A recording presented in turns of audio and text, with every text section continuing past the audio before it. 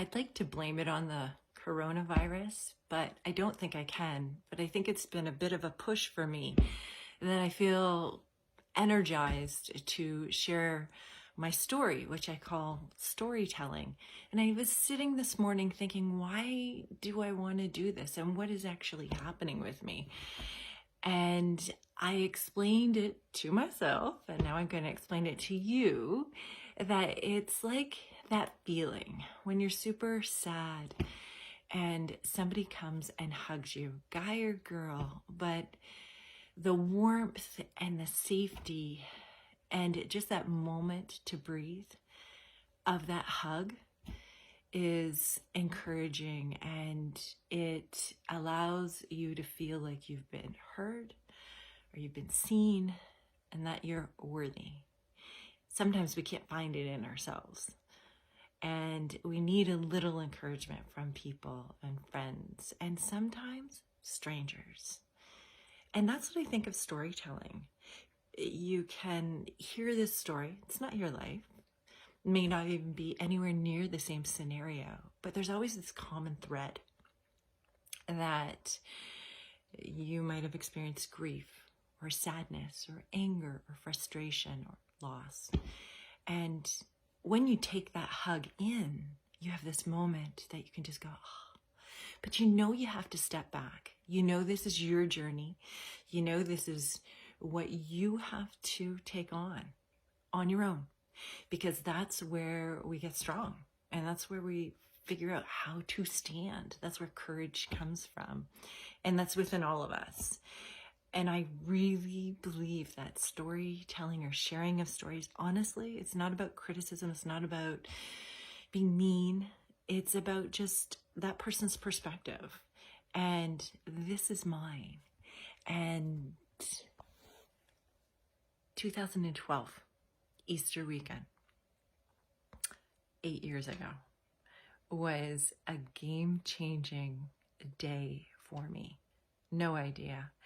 And like any story of hope, I think you have that grind and that yuckiness that happens beforehand. So if you will, here's my story. In 2011, actually, my girlfriend and I, we decided that we would train for this thing called a fitness competition. And so we hired a coach and we got into it and got into the eating and the training and everything else. And then at about 8 weeks, the wheels fell off. She ran into a personal situation, and then I tried to do it on my own. But what was happening at myself at that time was that I was going through a separation, but we hadn't told the children. And so my ex-husband at the time was still in the house, but not in the house. So we were the only ones that knew what was going on. Work didn't, friends didn't, family didn't, and our kids didn't. So we had about 5 months of this. And anybody who's going through that, I think that is the worst period. It's just so awful. You're going through so much pain and frustration and anger, and you can't talk about it with anybody. Anyways, so a couple weeks go in, and I'm trying to do this competitive training on my own, and it's not going well. So I decided I'm going to tell my husband, and it didn't go well. He was very harsh with me, but looking back, everything was harsh then, and there wasn't a lot of compassion and love. But I think down deep, I was hoping. I hoped for a long time. I just would not click into reality with my marriage and it crumbling. Anyways, it was enough. His words were powerful enough for me to stop.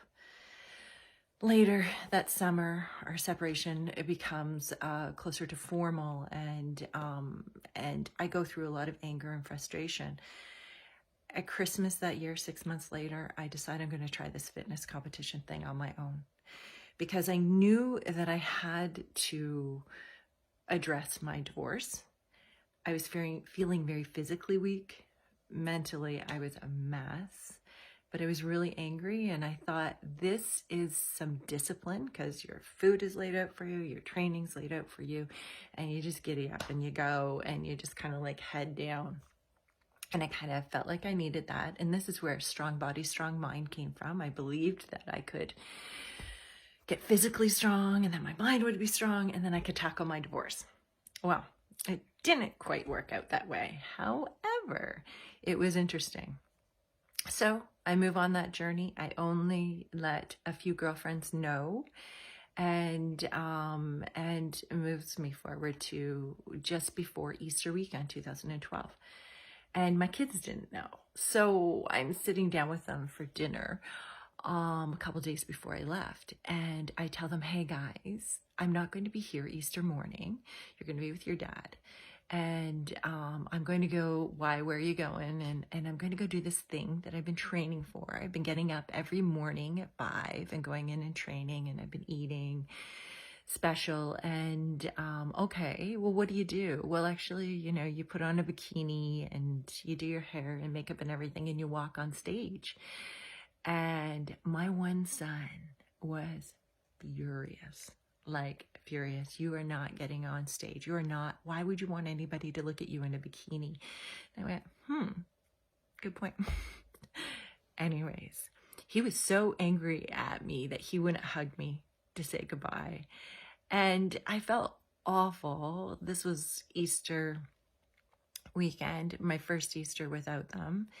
And yeah, really, really tough. And once again, why am I doing this? Am I really that selfish and egotistical? And so anyways, I continue on that journey and I head off to this competition with my girlfriends. And it was a really, I won't talk too much about it, but it was a really interesting experience. But basically, I hadn't really trained, didn't understand really. I trained very hard physically. I did not really understand what it meant to get on stage, and I did not really understand what all of it was about. I hadn't watched anybody. I had just kind of done some basic stuff. So it was really just this quiet journey of just getting myself stronger, believing in myself. 41 years old, I can do this. I'm sure a lot of it was driven by my ego, but that was at that moment in my life, that's where my strength was kind of coming from. It was all I knew. Well, I go on stage the first time through, and I go and do my thing and blah, blah, blah, blah. And you get off stage, and I'm walking through a corridor, and at the end of the corridor is my coach. And she's a pretty chill girl, but she is like excited. And she's like, you won. And I'm like, you don't know you win. The winnings don't happen until the evening. You do an evening show. Anyways, so she's going on, and I literally said, Kim, thank you very much. That's very sweet of you. You know I didn't win. I just need to get this done and over with. I just want to go home. This is just a journey for me. And she's like, no, you won. And she's been doing this a long time and blah, blah, blah. And I still didn't believe her, but it was enough for me to break down. Like, I started crying like, it was ugly. She took me to a hallway. She let me cry for a bit, and she's also wondering, who is this crazy girl? And then eventually she says, Andrea, get your shit together. Go get your makeup redone and get back on stage. And I was like a little kid getting in trouble. Head down, went and did my thing, but never did I accept the winnings. Long story short, I did win, and it was really, really cool. It was a bit of a dream. My photo went in Oxygen magazine. Super, super cool. Being in fitness for years and years and years. It was just a really neat thing. And then I go to get in my car with my girls to go home, and I go, and they're talking and they're excited and they're, this is what can happen and this is what can happen. And I went, oh my God, no. Nobody can know about this. Nobody can know about this. This was just my little journey. You guys got to promise me you won't say anything. Quiet. Well, again, that wasn't possible. The next day, it was all over Facebook, and it went on and on. So it led to this. I don't know if you can see that. But that was an article that was done on me a couple weeks later. And that's the first time that our local paper has ever done anything like that. A full page picture, color. And it was a really great article for those who chose to actually read the article and not get caught up in this picture. It was, it was the story of a 41-year-old mom who has 4 kids and doing it on her own, running a business and getting up super early in the morning and training and, the life discipline. So anyways, that photo going in the paper, the competition, which would have been an all-time high, and stepping into my divorce, it all led to a huge crash. Huge. The next 5 months, I slid further down. Couldn't celebrate a bit of that. But on the outside, I did my best, but I was a mess. And then in August, a friend of mine who is a GP, she called me and she said, Andrea, I think you need to think about some medicine. And I was like, oh, what for? Well, my body had also gone into wicked pain and there were a lot of different things that were happening. And medicine, okay, for my pain? And she said, no, I think you need an antidepressant. And I went, what? And we had a little bit of a conversation, but it was this moment of this friend, physician, who stepped into a place that was probably a little uncomfortable. And I was in denial. But she did the next right thing. And she did good by me, to kind of uncomfortably state what she knew was happening. And so it took me a long time. I even, looking back now, I was depressed. I was so sad. I also remember at that moment in my life saying to my girlfriend, when is life going to get easy again? Why is it so hard? And up until that point, I don't think I knew how to deal with hard. And that's kind of where I lead to now, where this moment of hope is that now at this moment, 8 years later, I understand. It is one of my most favorite sayings right now. And I actually hang on to it tight, and I've shared it with my daughter and anybody who will listen, is this: we can do hard things. I think I, as a parent, tried to make things easy for my kids. I didn't want them to have pain and go through pain. And therefore, I felt so guilty that I had put them through pain. So my takeaways from that competition and that picture in the paper and everything else that happened in that moment in my life, that August, I took a turn, a huge turn. It was a wake-up call for me, and I started finally on that journey of enough of the pity and acknowledging that I was sad. There wasn't a lot of conversation. There wasn't really a lot that I could really, really talk to and about my pain, because I felt very shameful. That particular article caused a lot of rifts in my family. And it was really, really hard, but it was hard that I had to do on my own. And so it's going back to that little analogy I gave at the beginning. It's like you can get these moments of warm hugs from strangers, from loved ones, from yourself. And then you step out and you go, all right, I can do this. I can do this because I can do hard things, as my favorite Glennon Doyle says. The other thing that I learned is that I had to forgive myself.